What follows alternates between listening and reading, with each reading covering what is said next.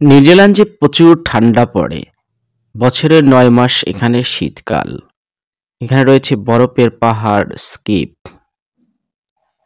সারা বছর বিভিন্ন দেশের লোকজন এখানে এসে ভিড় জমায় এর প্রাকৃতিক সৌন্দর্য উপভোগ করার জন্য। এখানকার জল একেবারেই স্বচ্ছ। জলের মধ্যে মাছ ঘুরে বেড়ালে তা অনায়াসেই চোখে পড়ে। এখানকার গরু ও ভেড়ার বেশ সুনাম রয়েছে। ভেড়া এখানকার বিখ্যাত প্রাণী। নিউজিল্যান্ডে প্রায় ৫ কোটি ভেড়া রয়েছে। বিশ্বের নামিদামি পোশাকের উৎপাদন হয় নিউজিল্যান্ড থেকে রপ্তানি করা ভেড়ার পশম দিয়ে।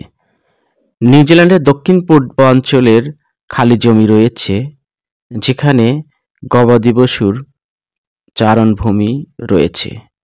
সেসব জমিতে লক্ষ লক্ষ গবাদি পশু চরানো হয়। এখানে গরুর সংখ্যা ৪০ লাখেরও উপরে। গরুর দুধ থেকে মাখন ঘি উৎপাদন হয়, যার সুনাম সারা বিশ্বে রয়েছে। নিউজিল্যান্ডের রপ্তানি আয়ের প্রধান উৎস মাংস। দেশটির ৯৫% মাংস বিদেশে রপ্তানি করা হয়। ২০১৯ সালে নিউজিল্যান্ডে মাংস রপ্তানি করে প্রায় ৪৬ বিলিয়ন মার্কিন ডলার আয় করা হয়। নিউজিল্যান্ডের মানুষজন অনেক ভদ্র এবং নম্র। বিশ্বে নিউজিল্যান্ডের মহিলারাই প্রথম ভোটাধিকার পায়। ১৮৯৩ সাল থেকে এখানে মহিলারা ভোট প্রদান করে।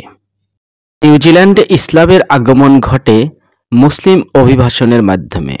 ১৮৭০ সালে নিউজিল্যান্ডে স্বর্ণ অনুসন্ধান পেশায় জড়িত চীনের প্রায় ১৫ জন মুসলিম এ দেশটিতে পাড়ি জমায়। তারা নিউজিল্যান্ডের ওটাগো অঞ্চলে ডামস্ট্যান্ড স্বর্ণক্ষেত্রে কাজ করতেন।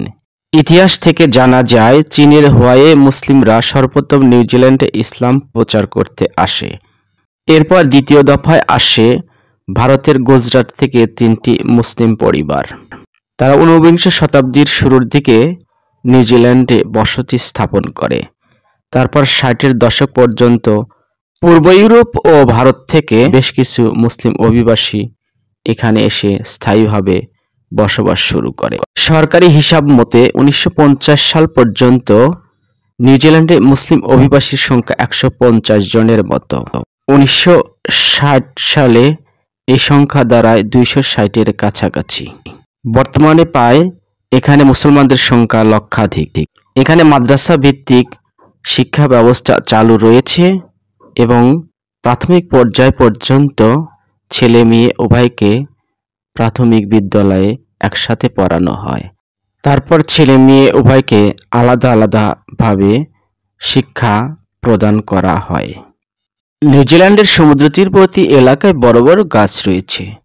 ঠিক ক্রিসমাসের সময় প্রতি বছর এই গাছগুলোতে লাল ফুল আসে।